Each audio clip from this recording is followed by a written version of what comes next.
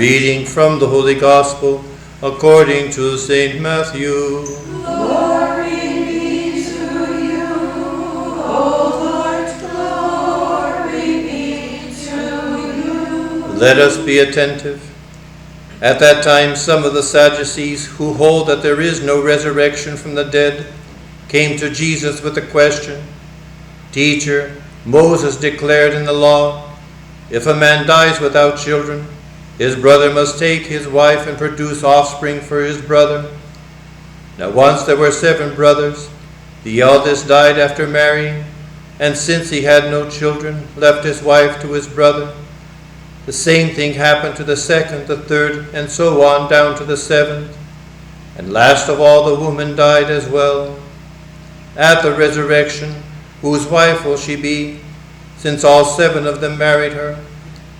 Jesus said to them, "You are badly misled, because you fail to understand the Scripture and the power of God. When people rise from the dead, they neither marry nor are given in marriage, but live like angels in heaven. As to the fact that the dead are raised, have you not read what God has said to you? I am the God of Abraham, the God of Isaac, the God of Jacob. He is the God of the living and not of the dead." The crowds who listened were spellbound by his teaching. Glory be to you, O Lord, glory be to you. Slava Iesusu Christu. Glory to Jesus Christ. Glory forever. As we continue to gather together during this Novena in preparation for the Dormition pilgrimage for the Mother of God, we gather together to be able to accomplish what God has asked of us. To do this in his memory and to remember his resurrection, to remember what he has accomplished for us, and to realize that when we gather together within our community in worship of God, we accomplish nothing less than making God present. Jesus says, "Where 2 or 3 are gathered in my name, there I am." So we gather together, we make God present here and now in his word and in the resurrection of his body and blood for us. And we commune with our God. And in this day and age, we see Jesus as God, but sometimes we forget he was human too. We see Mary as the mother of God and forget that she too was human, and that they were able to accomplish God's will through their obedience to him and asking and following his will and direction in their lives. There was a woman in one of my parishes, and I had given her a holy card, and it had the traditional Jesus and Mary on the holy card. And she says, "You know, I like the Roman Catholic version better." And I said, "Why?" She says, "In our church, she always has the kid. She doesn't get a break. I like when Mary's by herself. She doesn't have to be carrying on this kid and everything else like this." And I thought, how touching. A mother having compassion for another mother, seeing Mary as the mother of this child, seeing Mary as the mother of our God as well, but having compassion for her as one mother to another. And God also shows that same compassion to Mary in many ways.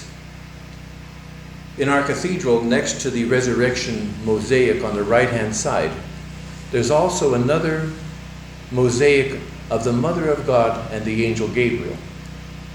And a lot of people think it's the Annunciation. But what's written on the paper that Gabriel is holding is Angel Vopiasce. It's the greeting that the angel Gabriel gave to her on Easter Sunday, telling her that her mourning was over, that her son had risen from the dead. So when she said yes to God, God did not have her suffer one moment longer than she needed to. And on that Sunday morning when he rose from the dead, she was the first to know. And the angel Gabriel came and gave joy back into her heart and enabled her to hope again, as she had tried to through that whole experience. And then the final end of the love story. She had said yes to God, and she had carried him to us and to all the world. And in the end of her days, as we see in the icon behind the altar of the Dormition, as she lies in death, Jesus is holding her in his tender embrace and giving her new life in the kingdom to come, just as she had given him life in this world. We, my friends, remember all that was done for us. We remember the compassion and the tenderness of our God. We remember that he is the God of the living, and that he invites us to choose life day after day after day, and sometimes that is difficult. Life can be tough, but when we have God on our side, we make that effort to say, I choose life today, and I take your hand to walk through it with me. May God, my friends, accompany us on this pilgrimage. May he help us in our journey. May we remember that he is God and that he is all-powerful for us, but also remember that he was human. And like us, he showed us how to be the best human that we can be, and that by trusting in our God, that he indeed is the God of the living, and he never leaves us. May he be with us.